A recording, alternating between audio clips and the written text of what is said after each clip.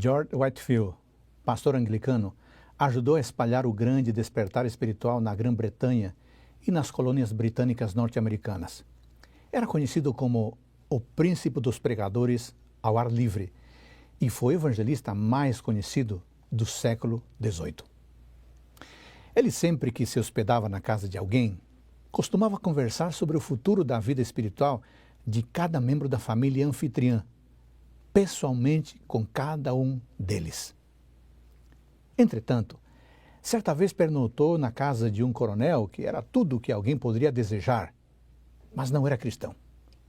Whitefield ficou tão satisfeito com a hospitalidade e tão encantado com as qualidades do bom coronel, de sua esposa e de suas filhas, que achou muito difícil lhes dizer que tinham que tomar a decisão a respeito de Jesus. Afinal, eles haviam sido muito amistosos.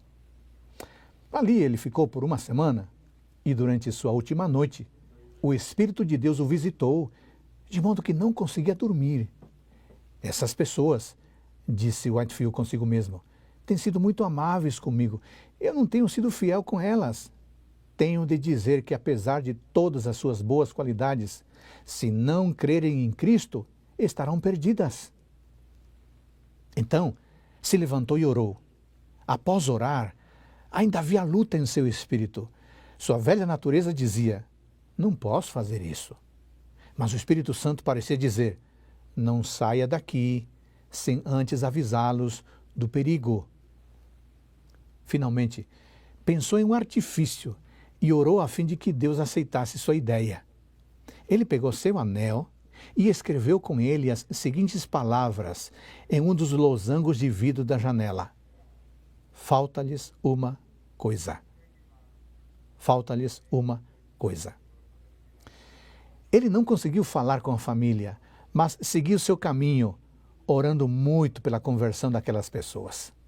Pouco depois de ele ter saído, a boa senhora anfitriã da casa, grande admiradora de Whitefield, disse, vou até o quarto de hóspedes, pois quero ver o lugar em que o homem de Deus ficou.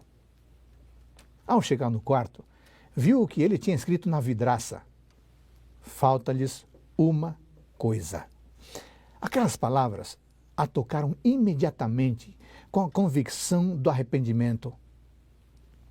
Ah, ela exclamou. Eu pensei que ele não havia se preocupado muito conosco, porque sabia que por onde quer que ele passe, argumenta com seus anfitriões. E não havia feito assim conosco. Cheguei a pensar que havíamos irritado o Sr. Whitefield, mas agora percebo como ele foi amável conosco, falando-nos dessa maneira. Em seguida, chamou suas filhas. Subam, meninas, vejam o que o homem de Deus escreveu na vidraça. Falta-lhes uma coisa. Chamem o seu pai. O coronel subiu ao aposento de hóspedes e também leu a frase, falta-lhes uma coisa. Assim, ao redor da cama, onde o homem de Deus havia dormido, ajoelharam-se e pediram a Deus que lhes desse a coisa que faltava. Ali mesmo, antes que deixassem o quarto, encontraram o que lhes faltava. E toda aquela família pôde regozijar-se em Jesus Cristo. Falta-lhes uma coisa. Queridos irmãos, queridas irmãs, falta-nos uma coisa. Falta-nos uma coisa. Como assim, pastor Adolfo? Nós já temos Jesus Cristo, somos adventistas do sétimo dia, estamos há muito tempo na igreja. O que nos falta? Irmãos, falta-nos reavivamento e reforma. Sim, falta-nos reavivamento e reforma. O que é reavivamento e reforma? Reavivamento e reforma são duas coisas diferentes. Reavivamento significa renovação da vida espiritual, uma verificação das faculdades do espírito e do coração, um ressurgimento da morte espiritual. Em outras palavras, reavivamento é um renascimento espiritual, é voltar à vida depois de haver estado morto, espiritualmente falando. Por outro lado, reforma significa reorganização, mudança de ideias, de teorias, hábitos e práticas. Como se pode perceber, a reforma tem foco durante a prática da vida cristã. Para sermos didáticos e claros, podemos dizer que o reavivamento ocorre internamente, enquanto a reforma ocorre externamente. Graças a uma mudança interna, então é possível uma autêntica mudança externa. Ambos, reavivamento e reforma, ocorrem por obra do Espírito Santo. Na verdade, toda transformação duradoura de vida precisa desses dois aspectos, o reavivamento e a reforma. Por quê? Porque a reforma não produzirá os bons frutos da justiça a menos que esteja ligada a um reavivamento do Espírito. Reavivamento e reforma devem fazer a obra que lhes é designada e para fazerem essa obra tem de se unir. Irmãos queridos, alguém pode talvez perguntar, Pastor Adolfo, será que precisamos mesmo de reavivamento e reforma?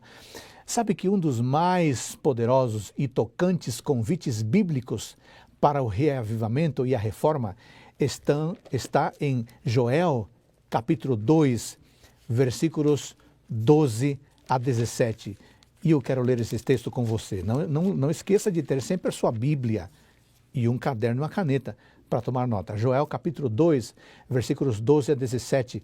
Eu vou ler esses textos que são fundamentais. Diz assim: agora mesmo, diz o Senhor, convertam-se a mim de todo o coração, com jejuns, com choro e com pranto. Rasguem o coração e não as suas vestes.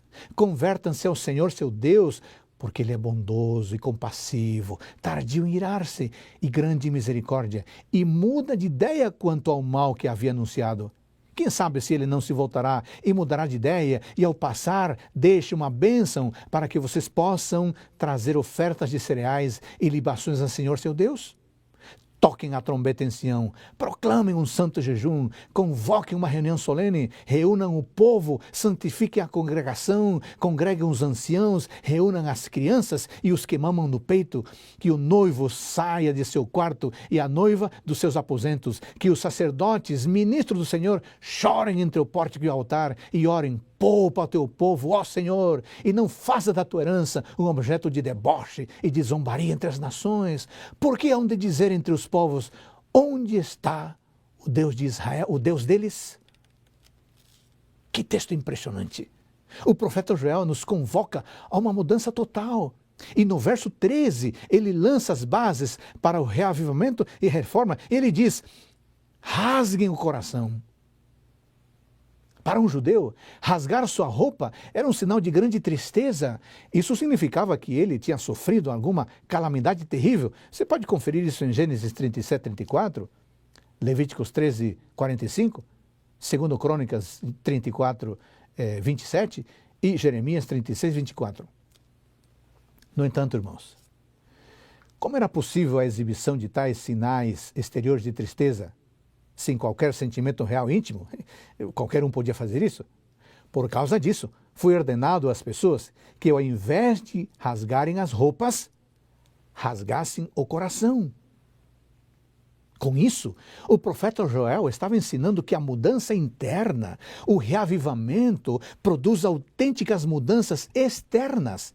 E que sem uma real mudança interna, as manifestações de piedade externa não passam de comportamentos hipócritas, espiritualidade fingida. Ellen White diz que um reavivamento da verdadeira piedade entre nós, eis a maior e a mais urgente de todas as nossas necessidades. Buscá-lo deve ser a primeira ocupação. E ao argumentar sobre a necessidade destas mudanças internas e externas em nossa vida, a mensageira do Senhor escreveu: o povo de Deus não suportará a prova, a menos que haja um reavivamento e uma reforma entre o povo de Deus, mas esta deve começar sua obra purificadora entre os pastores. Sobre esta última citação, eu quero ressaltar duas coisas. A primeira é que se quisermos enfrentar os dias terríveis do fim do tempo, precisamos experimentar o reavivamento e a reforma. Caso contrário, nossa fé será fraca e não resistirá à primeira provação. E a segunda, amigos pastores, vocês que me escutam agora, o reavivamento e a reforma deve começar em nós. as mudanças internas e externas que esperamos ver nos irmãos e irmãs de nossas igrejas, eles primeiramente precisam vê-las em nós. Fé autêntica, vida espiritual forte, comunhão com Deus, apego à palavra, estilo de vida de um povo remanescente. Isso, pastores, os irmãos precisam ver em nós, pastores. Caso contrário, que pastores somos nós, que esperamos a transformação que nós mesmos não demonstramos? O que nos faz crer que precisamos de reavivamento e reforma em nossos dias? O que nos faz crer? Heber Carlos de Campos, um teólogo protestante brasileiro, faz afirmações fortes a respeito da realidade do cristianismo de nossos dias, analisando a frágil adoração que caracteriza muitas denominações. O teólogo afirma: como a evangelização moderna tem sido antropocêntrica, dizendo ao ouvinte aquilo que se pensa que o incrédulo quer ouvir, também a forma de culto tem sido elaborada de modo a atrair pessoas para adorar a Deus. A adoração moderna é planejada para atrair pessoas, os consumidores de música contemporânea, ao invés de ser promovida para que as pessoas levantem os olhos para o céu, para cultuar corretamente o verdadeiro Deus. Ao invés de prepararmos pessoas para serem membros do sacerdócio real, da nação santa, povo de propriedade exclusiva de Deus, para aprenderem sobre o verdadeiro Deus e a vida eterna em Cristo Jesus, estamos estimulando essas pessoas a apurarem o paladar por aquilo que o entretenimento moderno já lhes apresentou. Antes que verdadeiros adoradores, estamos vendo pessoas preocupadas com o consumo musical e litúrgico, querendo ouvir o que lhes agrada e não o que agrada a Deus. Amigos, esse é um retrato triste, porém fiel da vida religiosa e da adoração de muita gente. As coisas não podem continuar assim. É necessário que haja uma mudança radical. Há mais de 27 séculos, o inspirado profeta Joel referisse ao dia de Deus. Ele escreveu: toquem a trombeta em Sião e deem um alarme no meu santo monte, que todos os moradores da terra tremam, porque o dia do Senhor está chegando, já está próximo. É dia de trevas e escuridão, dia de nuvens e densas trevas. Joel 2, 1 e 2. Se bem estas palavras têm uma aplicação histórica imediata aos tempos do Antigo Testamento, quando Israel seria invadido por um povo inimigo, a razão pela qual foram preservadas é que se referem particularmente ao tempo do fim, ao dia do Senhor, vésperas do regresso de Cristo à terra. A mensagem do profeta Joel convida a que se toque a trombeta em Sião, ou seja, na igreja, a dar alarme no santo monte de Deus, ou seja, o seu povo, porque ocorreria um acontecimento de tal magnitude que fariam tremer a todos os moradores do mundo. Em vista dos tremendos acontecimentos que estão para ocorrer no dia do Senhor, a igreja deve ser despertada por uma voz de alarme e o povo deve ser chamado a uma conversão autêntica, profunda, de todo o coração. Em outras palavras, deve efetuar-se uma profunda reforma espiritual dentro da igreja em preparação para os grandiosos acontecimentos do fim. Não há dúvida, irmão, irmã, que chegamos à própria véspera da hora suprema e de que este chamado para uma conversão genuína e uma reforma cabal na vida de cada um deve ressoar por todos os recantos de Sião, por todos os recantos de todas as igrejas. Quais são as características da pessoa que experimentou o reavivamento e a reforma? Número 1. A pessoa que experimentou o reavivamento e a reforma tem uma vida de oração e ação. No tempo do fim, pouco antes da segunda vinda de Cristo, nas nuvens do céu, deve ser efetuada uma obra como a de João Batista. Deus chama homens e mulheres para prepararem um povo para permanecer em pé no grande dia do Senhor. Para transmitir tal mensagem como a de João Batista, precisamos ter uma experiência espiritual como a de João Batista. A mesma obra precisa ser efetuada em nós.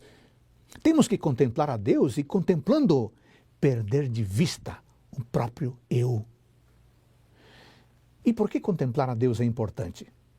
A comunhão com Deus será refletida no caráter e na vida. As pessoas reconhecerão que nós, assim como os primeiros discípulos, estivemos com Jesus. É somente a comunhão com Deus que nos dará poder. Devemos buscar, irmãos, esse tremendo poder, o poder que resulta da comunhão com Deus. É esse poder resultante da comunhão com Deus que nos fará viver uma vida de oração, uma vida de ação, uma vida de pensamento e de ação, uma vida de silenciosa prece, mas também de trabalho incansável. Queridos irmãos e irmãs, oração e esforço e oração, essas devem ser a ocupação de nossa vida.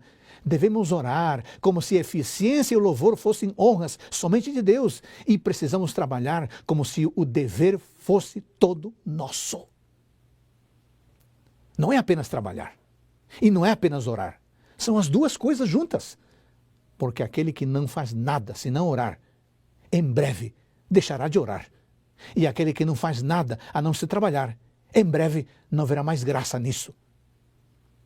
Precisamos cultivar um espírito abnegado e generalizado de trabalho missionário e uma vida de oração e total dependência de nosso Pai Celestial.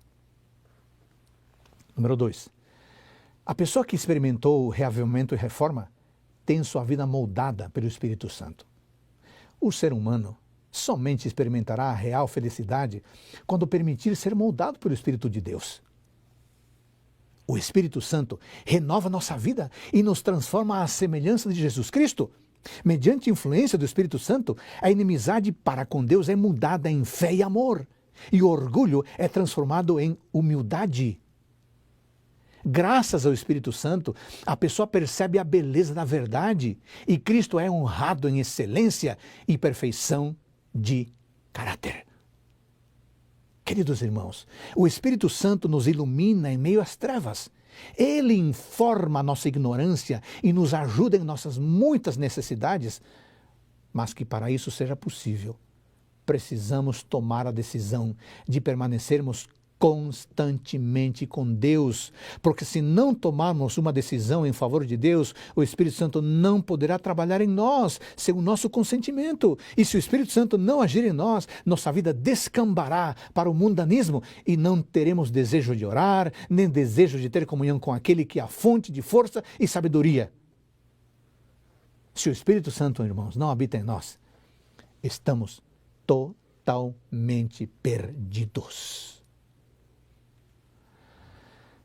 Número 3. A pessoa que experimentou o reavivamento e a reforma tem sua vida pautada pela palavra de Deus. Irmãos, a nossa fé precisa estar fundamentada na palavra de Deus, não nos pensamentos das outras pessoas e nem nos nossos pensamentos. E por quê? Porque vivemos dias solenes, devemos estar preparados para aquilo que logo vai cair sobre o mundo como terrível surpresa. E esta preparação deve ser feita mediante diligente, profundo estudo da palavra de Deus e pelo levar a vida em conformidade com os preceitos que aqui estão.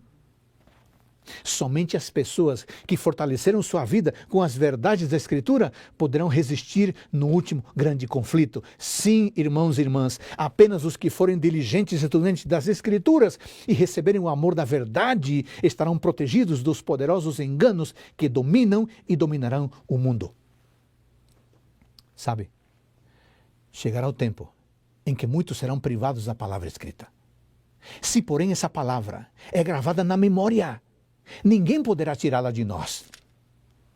Por isso, irmãos, estudemos a palavra de Deus com profundidade, entesouremos na memória, na mente, suas preciosas promessas, para que quando a Bíblia for tirada de nossas mãos, ela permaneça em nossa mente e em nosso coração.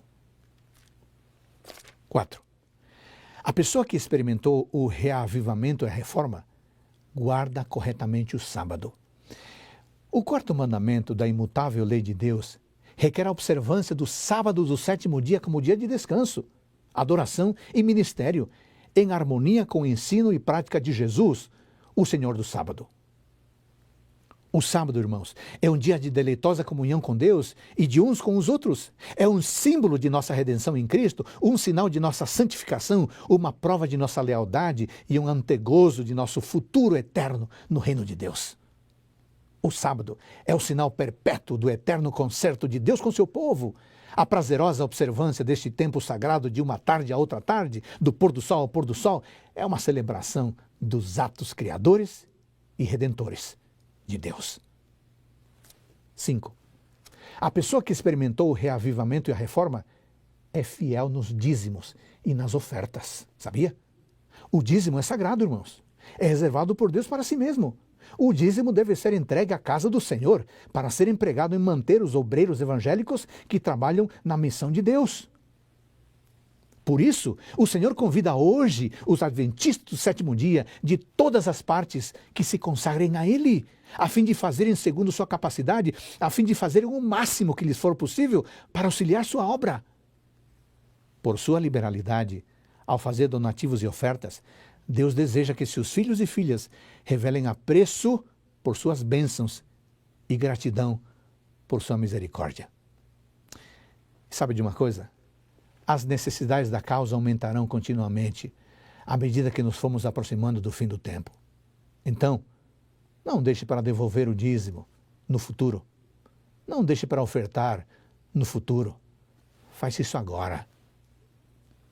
Deus nos prova aqui, concedendo-nos bênçãos e bens materiais e temporais, para que o uso que disso fizermos possa revelar se Ele nos poderá confiar as riquezas eternas que está preparando. Número 6. A pessoa que experimentou o reavivamento e a reforma dá valor à sua saúde física. Deixa eu falar uma coisa séria para você, irmão. Chá, café, fumo, cerveja, vinho e todas as bebidas alcoólicas precisam ser apresentados como condescendências pecaminosas. Não devem ser ingeridos moderadamente, não. Devem ser rejeitados sumariamente. A verdadeira temperança nos ensina a dispensar inteiramente todas as coisas nocivas e usar judiciosamente aquilo que é saudável. Deus está procurando levar-nos de volta, passo a passo, a seu desígnio original. E qual era seu desígnio original quanto à alimentação? Que os seres humanos subsistam com os produtos naturais da terra. Entre os que estão aguardando a vinda do Senhor, deve a alimentação carne a ser finalmente abandonada. A carne deverá deixar de fazer parte do regime alimentar entre o povo remanescente de Deus. Pense nisso com carinho. 7. A pessoa que experimentou o reavivamento e a reforma deve ter seu culto pessoal e familiar diário. O culto, na primeira hora do dia, é essencial para a vida espiritual. Começar o dia com Deus é a garantia de permanecer com Ele ao longo do dia. Estudar a Bíblia, estudar a lição da escola sabatina, estudar livros do Espírito de Profecia, orar, meditar, tudo isso é a respiração da vida espiritual. Número 8. A pessoa que experimentou o reavivamento e a reforma não deve se envolver com o mundo. Os que estão aguardando e esperando o aparecimento de Cristo nas nuvens do céu não se misturarão com o mundo em sociedades e reuniões de divertimento meramente para seu próprio prazer. Número 9. A pessoa que experimentou o reavivamento e a reforma é diferenciada no vestuário. Se somos cristãos, seguiremos a Cristo, ainda mesmo que o caminho em que tenhamos de andar contrarie as nossas inclinações naturais. Por isso, não é necessário dizer, não use isto, não use aquilo. Não é necessário, sabe por quê? Porque se as roupas indecorosas, indecentes e mundanas estiverem no coração, elas vão permanecer lá. E não é uma lei humana ou uma proibição humana que vai mudar isso. O que precisa ser trabalhado é as inclinações do coração natural. A pessoa que tem gosto por vestuário mundano, o que ela realmente precisa, sabe o que é? Nascer de novo, para ter um gosto novo e santificado. Entretanto, eu quero lembrar algo essencial, especialmente as minhas queridas irmãs. Irmãs queridas, vistam-se com simplicidade. Não permitam que a questão do vestuário lhes encha a mente, lhes tome o tempo. Usem roupas modestas, sóbrias, decentes, dignas de uma pessoa que faz parte do povo remanescente de Deus. Nossa roupa deve dar ao mundo uma ilustração viva do adorno interior da graça de Deus. Afinal, a aparência exterior é o indicador do coração. Número 10. A pessoa que experimentou o reavivamento e a reforma está disposta a uma vida de renúncia e uma religião comprometida. O desejo de uma religião fácil, que não exija esforço, renúncia, nem ruptura com a insensatez do mundo, tem tornado popular a doutrina da fé, e fé somente. Mas o que diz a palavra de Deus? O que diz? O apóstolo Tiago declara, em Tiago capítulo 2, versículo 14, e depois 20 a 24. Vamos ler? Tiago, capítulo 2, versículo 14, depois o 20 em diante. Diz assim, preste atenção. Meus irmãos, qual é o proveito se alguém disser que tem fé, mas não tiver obras? Será que essa fé pode salvá-lo? Seu tolo, você quer ter certeza de que a fé sem as obras é inútil? Por acaso não foi pelas obras que Abraão, nosso pai, foi justificado quando ofereceu o seu filho Isaque sobre o altar? Você percebe que a fé operava juntamente com as suas obras e que foi pelas obras que a fé se consumou. E se cumpriu a escritura que diz, Abraão creu em Deus e isso lhe foi atribuído para a justiça e ele foi chamado amigo de Deus. Assim, vocês percebem que uma pessoa é justificada pelas obras e não somente pela fé. Sabe o que acontece? Muitos recusam obedecer aos mandamentos de Deus, porém dão muita importância à fé. Mas a fé precisa ter um fundamento. Todas as promessas de Deus são feitas sob condições. Se fazemos sua vontade, se andamos na verdade, então podemos pedir o que quisermos e nos será feito. Enquanto procurarmos diligentemente ser obedientes, Deus ouvirá nossas petições, mas Ele não nos abençoará na desobediência. Se resolvemos desobedecer a seus mandamentos, podemos exclamar, fé, fé, basta ter fé. E a segura palavra de Deus dará a resposta, a fé sem obras é inútil. Isso está em Tiago capítulo 2, versículo 20, ou como diz a versão Almeida, revista atualizada, a fé sem obras é morta. Semelhante fé será apenas como bronze que soa e como símbolo que retine. Irmãos queridos, sabe que tudo isso me ensina? Que precisamos viver em santidade. O que significa viver em santidade? O que significa viver uma vida de santificação? Viver em santidade significa viver em consagração a Deus, caminhando diariamente, por sua graça, na busca de uma vida mais madura e plena em Cristo. O apóstolo Paulo captou muito bem a vida em santidade em 1 Coríntios capítulo 6, versículos 9 a 11. 1 Coríntios capítulo 6, versículos 9 a 11. Ele diz assim, ou vocês não sabem que os injustos não herdarão o reino de Deus? Não se enganem, nem imorais, nem idólatras, nem adúlteros, nem afeminados, nem homossexuais, nem ladrões, nem avarentos, nem bêbados, nem maldizentes, nem roubadores herdarão o reino de Deus.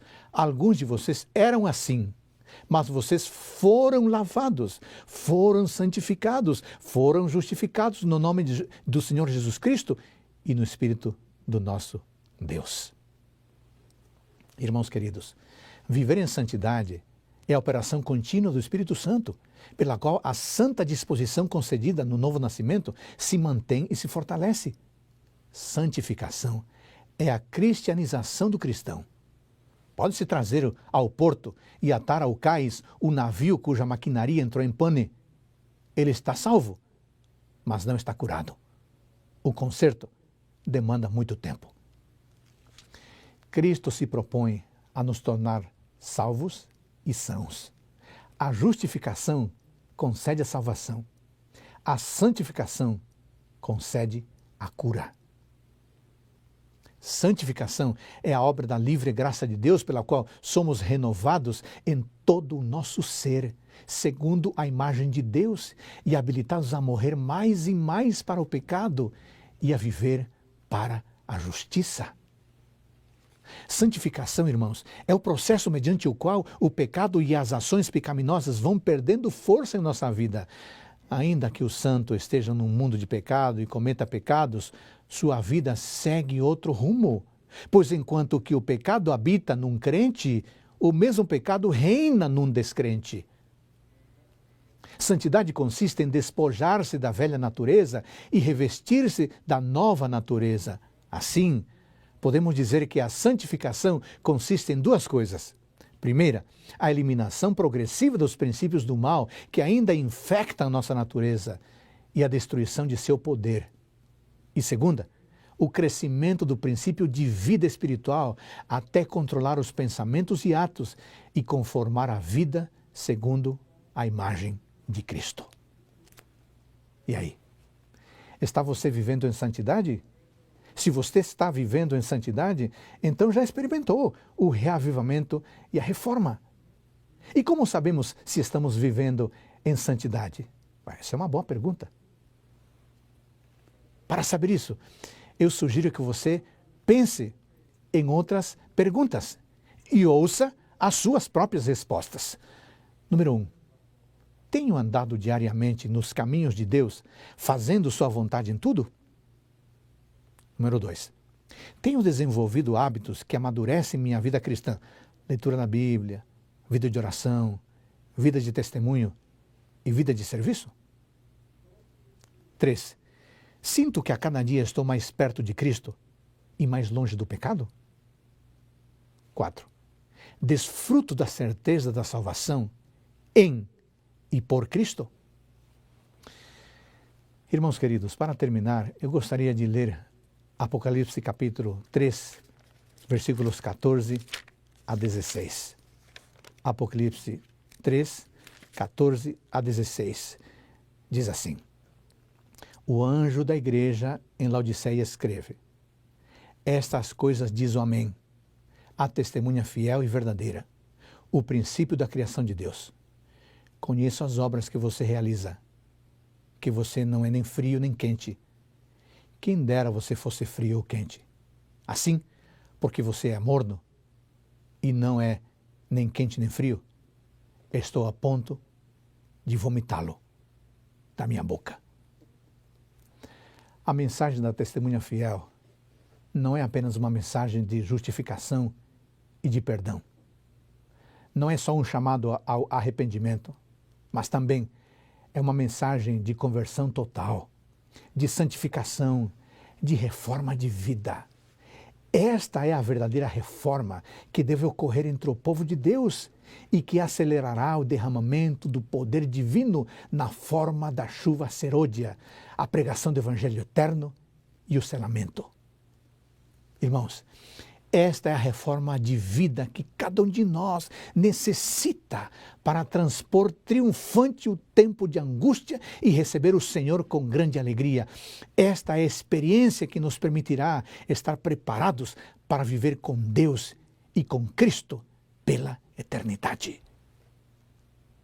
Irmãos e irmãs, amigos, reavivamento e reforma dizem respeito à volta às antigas e sãs doutrinas e zelo ardente e cheio de amor por elas e pelo povo de Deus. Não é disso que precisamos novamente? Não é isso que nós precisamos agora? Lembra da ilustração que contei no começo? Lembra da frase? Falta-nos uma coisa. Sabe o que falta? Submetamos nossa vida a Deus e Ele operará em nós o reavivamento e a reforma. É isso que nos falta. É isso que precisamos. É isso que Deus quer nos oferecer. Que Deus abençoe você. Pense em tudo isso que eu falei hoje e peça a Deus. Deus, eu preciso de uma reforma. Eu preciso de um reavivamento. É somente dessa forma que poderemos enfrentar as crises que estamos vivendo e que viveremos em muito mais intensidade. Eu oro por você e por sua família. Que Deus o abençoe.